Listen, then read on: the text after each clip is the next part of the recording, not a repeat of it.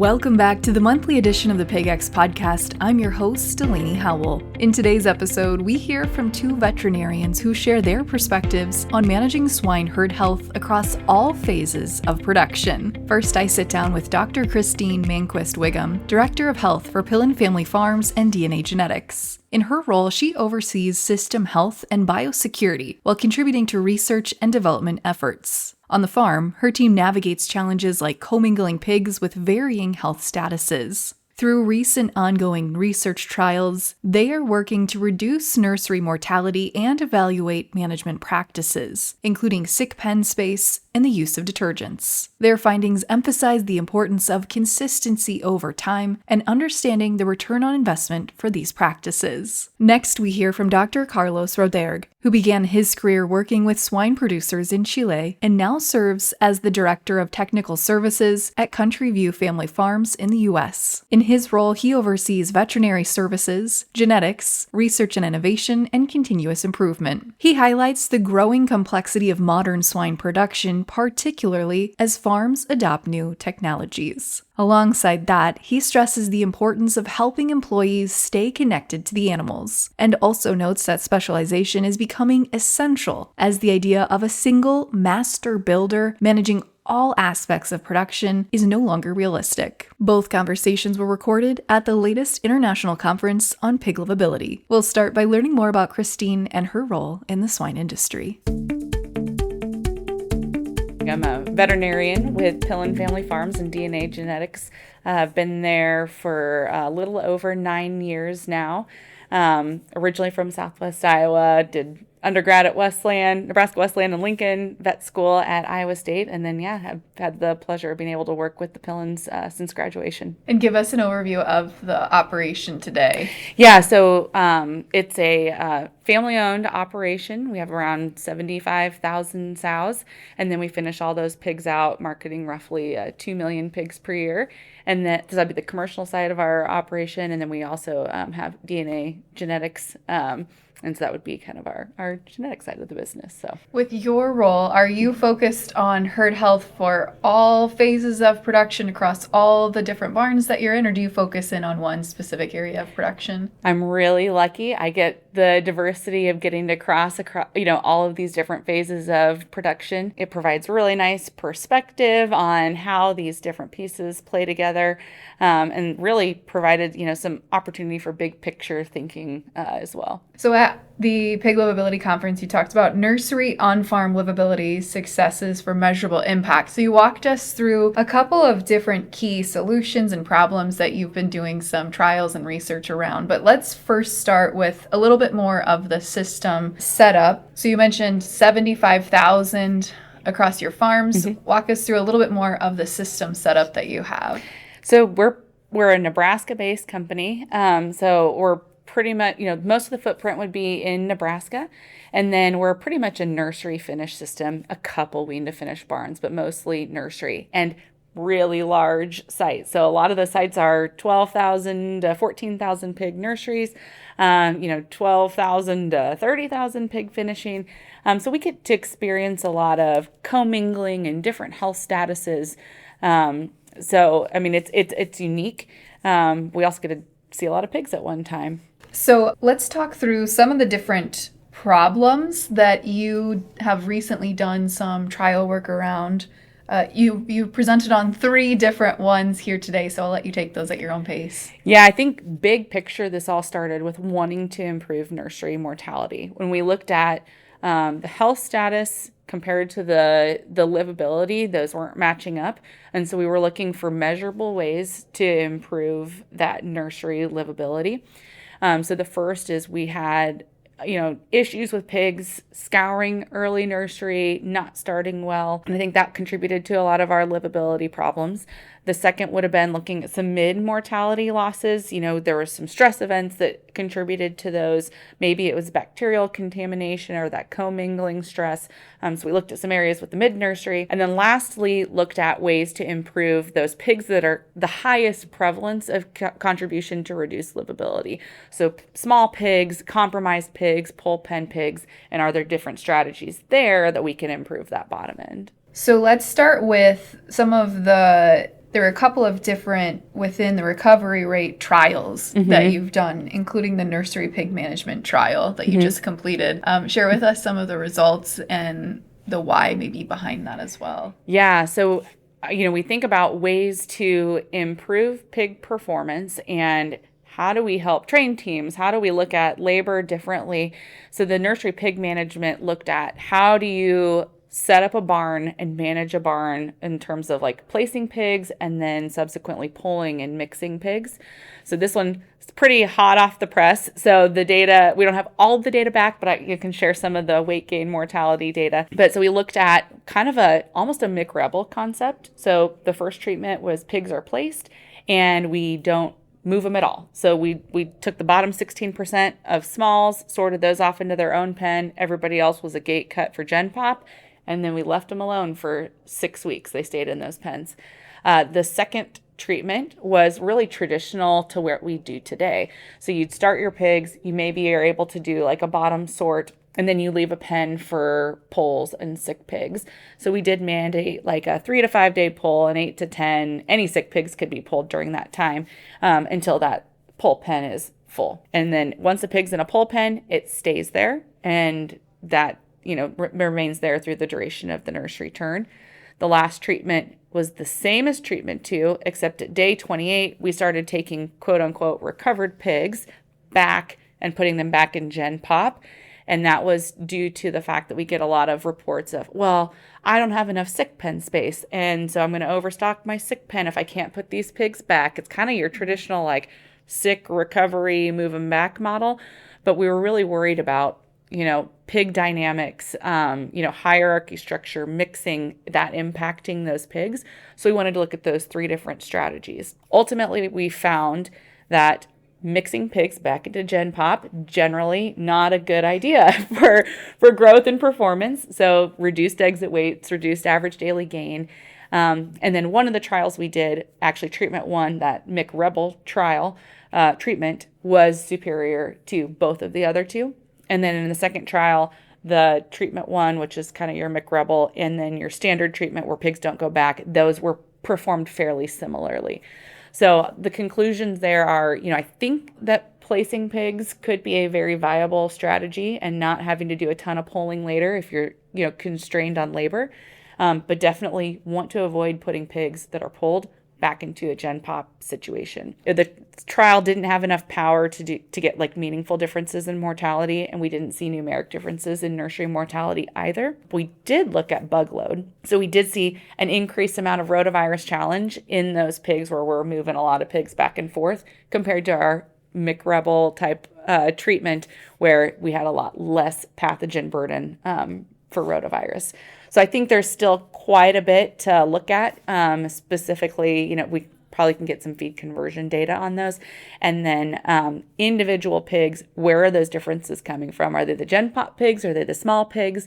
And so I think we'll be able to fine tune that and make some really cool conclusions as we continue to look at it. So let's talk through some of the solutions that you touched on today as well. Sanitation, environment. Walk us through how did those solutions come into the presentation today? So this started by looking at our mortality, tracking changes over time, looking at what interventions have we done. So really like spending a lot of time in the closeout data, spending a lot of time tracking different things. And then if we identified a change, we'd go in and implement maybe in some type of trial format to quantify the measurement of that intervention.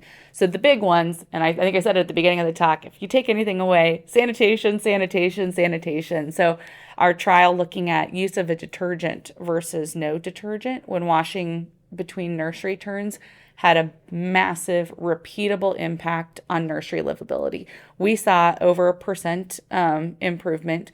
So it was 1.15% improvement in livability just by using that detergent. And that was a very consistent theme. The additional thing we did is we looked at, we put cameras in our rooms and then spent a lot of time observing pig behavior and how to change room setup, like fan settings, our inlet settings. We could see behavioral changes with different stress events that led to kind of the second mid-nursery stressors that we talked about a little bit. But I think spending the time with the data, tracking the changes, and then looking for measurable outcomes was a big piece of that. And then some of the other research trials that you have been working on are creep feeding research, mat feeding research. Walk us through a little bit of the work there. It's really all for how do we improve pig livability overall. That's the kind of the key theme that you've done these trials. Is that accurate to say? Yeah, absolutely. I think that's our goal. And I was really excited to see, there were some others that presented data on creep feeding and mat feeding, and ours aligned as well. Creep feeding, it resulted in improved weaning weights. It resulted in improved feed intake post-weaning, improved average daily gain post-weaning. And then actually in compromised pigs, so ones that we would say are hard starters, pigs that lose weight that first 7 days post-weaning, those pigs, we saw that improvement continue all the way out until the marketing phase. So they ended up being, I'd have to relook at the slides, but pounds heavier by the time they market just through that creep feeding. And then the same thing with mat feeding. It's an average daily gain response. So by implementing mat feeding early in the nursery, we're putting more pounds on those pigs. There's probably a bit of an intake response as well. We know intake is associated with livability. So we weren't able to directly say, this is the livability improvement you're going to see. We were able to measure average daily gain and intake, and both of those were huge factors in improving how that pig starts. As you think about improving pig livability on the farm, how do you decide if a factor is worth doing a trial upon and digging into further versus maybe accepting other industry research or things like that, factors like that? That is such a good question. We talk about this all the time. I think a lot of it is you get this growing body of evidence from others in the industry, universities, and it's so good. So that information is really compelling, and that's what helps drive whether or not that's something we'd want to explore in our own system. I think a lot of times you have to interpret the outcomes in the face of like how your own system performs. So most of the time we'll probably do our own field trial. Some of it, the evidence is pretty condemning, and it can be nope, we're just going to do this. But a lot of times we'd want to do a field trial and then establish an ROI, and something that's low cost, high ROI gets priority, and something that would be high cost, low ROI or high risk probably gets a lower priority. That's great. Yeah. That's a great way to look at it too. So as we think about summaries from some of the nursery livability trials that you have done, share with us some of the conclusions that you presented upon. Yeah, I think, some of the big takeaways are that it is not one silver bullet that's going to improve nursery livability. For us, it was doing things right, time over time. There are some things that are going to require more labor than others, and it's not going to be feasible.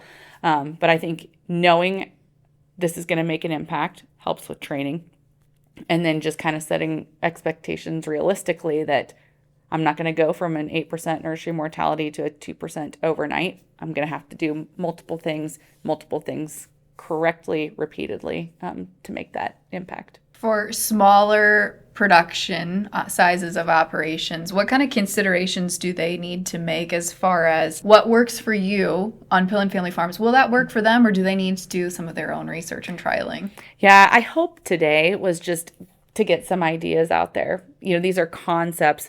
Well, we shared the numbers in our system, but I said, big sites, a lot of commingling. If you're a small site with a single source, all in, all out, you may not see the magnitude of impact on this. So I would still just encourage everybody. And I think I talked about some vaccine changes, and I wanted to make sure to say, it's the concept of stress. It is not saying go change your vaccination program today.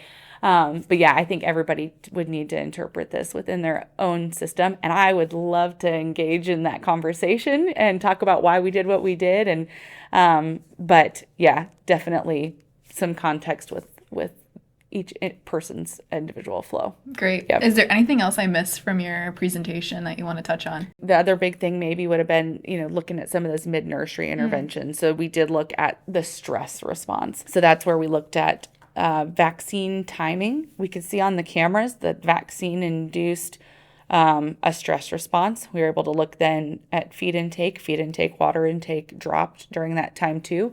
And we'd occasionally have an E. coli break or a parasuis break following that. So by moving those vaccines or, to an earlier time point prior to weaning or removing those vaccines, we were able to improve livability. And then the other one would have been looking at bacterial contamination prior to weaning, especially in a commingled flow. We ran an antibiotic to sows prior, while pigs were in farrowing, and then looked at their responses. And we were able to positively improve livability. And we were able to decrease the number of treatments. So in terms of, weighing antibiotic usage, we were able to reduce antibiotic usage in the nursery by applying a treatment up front in these commingled flows. That was a lot of great information, and we truly appreciate Christine's expertise shared here on the PigX podcast. Now let's turn it over to Carlos to hear more about his background in swine production. I'm a veterinarian from Chile. As a veterinarian, I started my career at the beginning working with some small producers in Chile independently. And after a few years, I was hired for a large production system in Chile called AgroSuper with 140,000 sows. So I had the privilege to be part of that team for a number of years, working as a veterinarian over there, field veterinarian. And up to 2012, when I joined Boehringer Ingelheim as responsible of technical services for South America. So that gave me the opportunity actually to have a broader perspective of health and different challenges in that region, in different countries. And I did that role for 6.5 years until June 2018, when I connect to Country View, and I started basically this new challenge on my career, taking my family to the US to start working as a sow production manager for a number of years. And then I started as with a new role within the company, responsible for the continuous improvement program in Country View. So that was something totally new that our leaders envisioned as a need. So we started building a continuous improvement program with Lean Six Sigma methods and different things like that. Together with that, technical training was also something very needed. So we remodeled all our training programs for team members, getting very technical, specific to our needs and challenges. So we remodeled all our training programs as well. So I had the blessing to be part of that with a group of colleagues. And up to last year, August last year, I had the opportunity to take over a new role, which is Director of Technical Services. So I'm still involved in continuous improvement efforts and things like that. But in addition to that, today I oversee what is veterinary services, genetics, and research.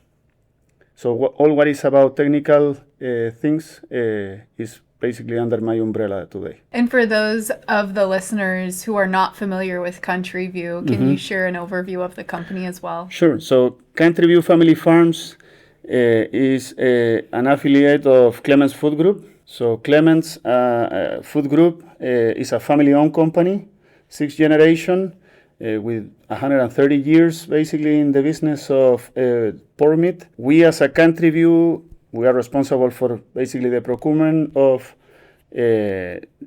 our animals. We own and manage 115,000 sows, and we produce about 3.2 million hogs a year.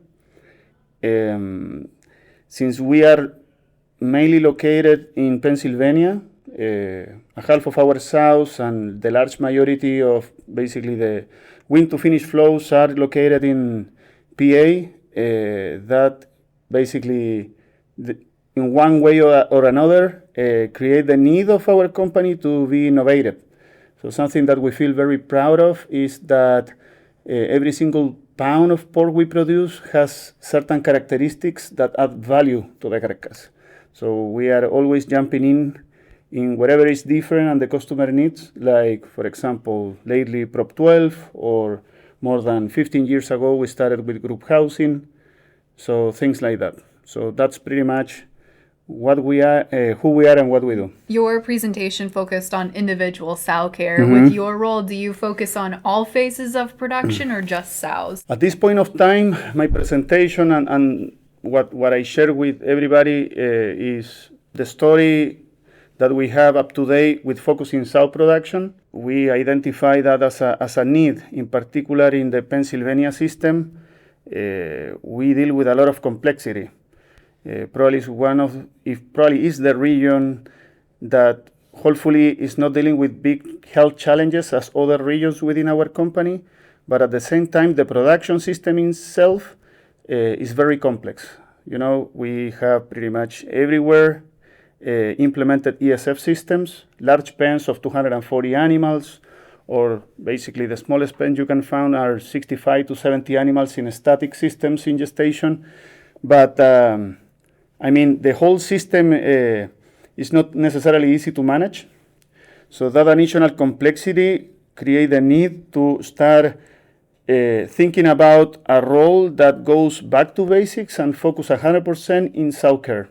Basically, what I was explaining yesterday, that doesn't mean that the rest of the team is not responsible for sow care. Everybody's responsible. Everybody needs to take care of the sows. But when it comes to accountability, one team member is highly trained and accountable for sow care, interacting and working together with the rest of the team, right? But at the end of the day, that person is the person to go when it comes to, I don't know, we are having a spike in sow mortality. What are we going to do different?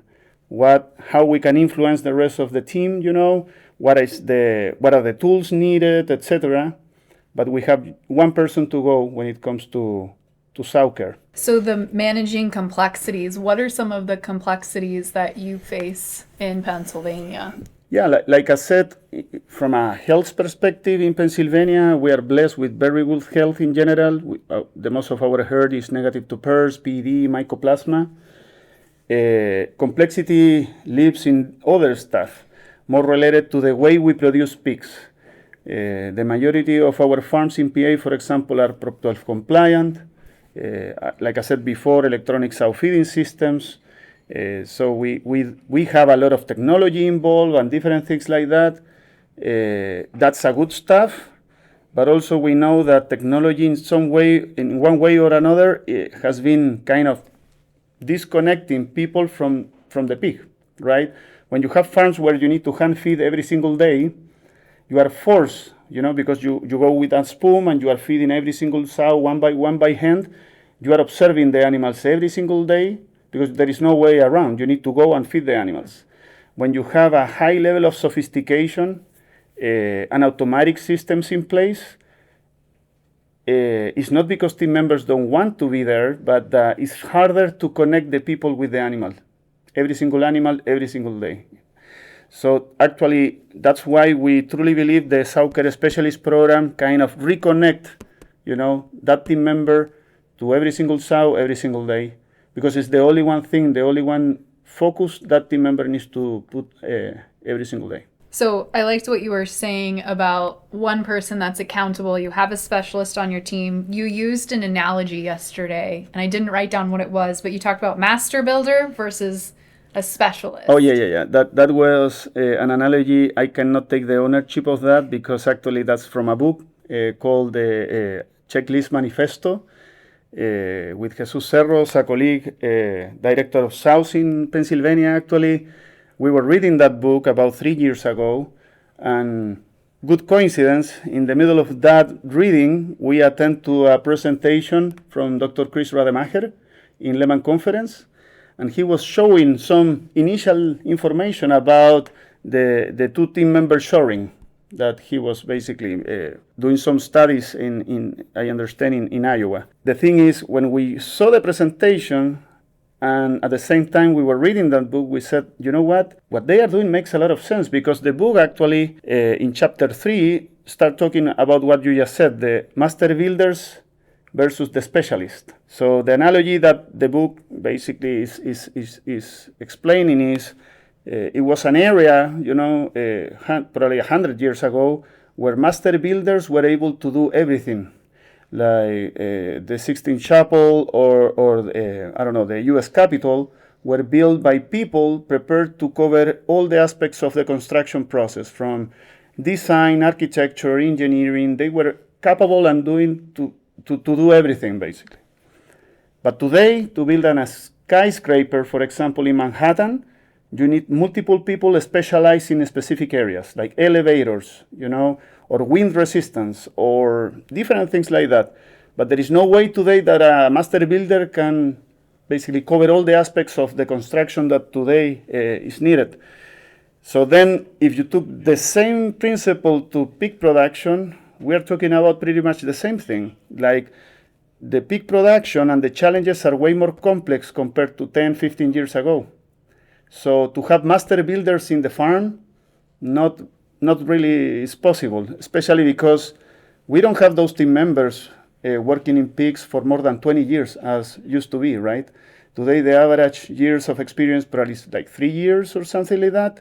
So because the challenges, but also because the level of knowledge, and expertise of team members is totally different. So with our team members today, what we are doing is to specialize them in specific areas. One of those is sow care. We are also evaluating to start working on other areas of specialization, like GDU, things like that. How do you define the term specialist? Like you talked about sow care specialist. What does that term mean to you on the farm? Yeah, that means that starting for a set of clear expectations. So the team actually, they did a great job building a job description for that role. Because, you can call that person or that team member a specialist, but like you just ask, what's going to make that individual a specialist in that area? So the team created a well-detailed job description for that role in farrowing, in breeding, gestation, etc. But by department, what are going to be the tasks of that team member with time allocation by task that is expected. And that job description, at the end of the day, builds the role and creates expectations about that team member every single day. So, of course, together with listing the expectations and the duties expected out of that role, it comes training, right? So, starting from the point that not all team members are eligible for that role, we're up over 4 level of certifications of a team member in country view, from basically being an animal care specialist up to an animal care specialist level 4, different levels of training. The minimum requirement we have is to be an animal care specialist 3, level 3. So that immediately set the bar in terms of the level of knowledge and expertise that team member has. But on top of that, we put additional training in place to raise the bar and make that team member now a sow care specialist. Awesome. Thank you for defining that. As part of that sow care specialist's role, they're focused on pig care, individual pig care. You talked about a principle called bully sow management. Mm-hmm. What is that? Yeah, that's something that the team has been working really hard on. And we are today, I will say, having really, really good outcomes. But long story short, again, the sow care specialist or other team members are managing bully sows in a way that basically you need to be in the pens you are making in gestation, right? From breeding, you are moving sows to gestation, making your pens. These team members needs to be there at least 40 minutes, just supervising, fighting. At the beginning, actually, we were trying to break out those fights, but that's a safety risk in many, many different ways. So at the end of the day, what we are doing is just to identify the sows that are making those fights, the troublemakers, the bully sows. So during those 40 minutes, the only one thing that we are asking team members to do is to paint, to make a dot in the back of those animals every time they fight. So actually, during those 40 minutes, you are going to end with several sows painted, but also some sows painted with 2-3 dots. They were fighting more than others, right? But at the end of those 40 minutes, then what we do is to segregate those animals that we identify for 40 minutes in hospital pens. and we leave the rest of the population going through the feeder, interact socially, etc., but in a way calmer way, let's say. So that timeout for the bully sows is kind of funny, but it's true. Lasts about 4 to 6 hours. And we have been able to see that that's enough to have the rest of the population getting acclimated, going through the ASF station, etc., without the disruption of the bully sows. And then after 4 to 6 hours, we incorporate the rest of the animals to the overall general population. And that has been working really well in reality. At what point or how frequently do you do that 40-minute observation? Is it just when you're starting to commingle for the first time? Exactly. Okay. It's just the first time when we are making those pens, static or dynamic, but basically we are entering a new group of animals into a pen, is where we spend those 40 minutes. What other keys to success have you seen within the sow care specialist role? Actually, during some of the breaks, I was talking with some friends about that. Something that we were not expecting, but is actually beautiful to see.